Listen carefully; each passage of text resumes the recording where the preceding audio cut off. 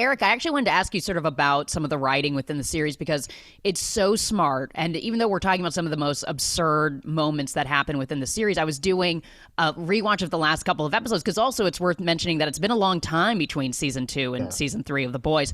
And, I think right now thinking about when Stormfront and Homelander were on their campaign and there was a shooting in a deli and they run their whole campaign on thoughts and prayers. That's their whole campaign. And you think, yeah, this show, as absurd as it is, it really hits home about, chalking up what happens in politics or the first season of the Me Too movement or, white nationalist or whatever. And it's, as much as we're like, oh, haha, it's so smart. And so I'm so curious about the dynamic within the writer's room and how deep you guys go or how like you like to push it.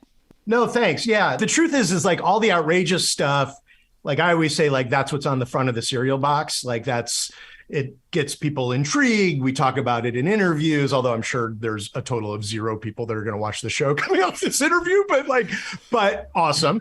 And, but what we really do first and foremost in the writer's room is we spend, 60-75% of the time just talking about characters. And we want it to have a lot, because I always said the most subversive thing a show could do is have heart. And just really give these guys a lot to chew on. And I have such a talented deep bench of performers. I'd be crazy to not really focus on giving them a lot to do and really be character driven. We actually try to be, I call the show, funny enough, like it's a character driven show because they make all the decisions like the characters do. Like we try never to have any plot force them to do a thing like you do in big Marvel movies.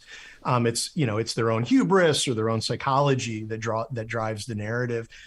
And then, there's a lot of, the writers in the room that are all news junkies and just really fucking furious about everything that's happening in the world.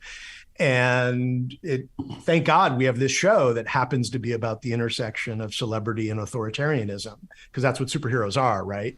And so we get to talk about Trump.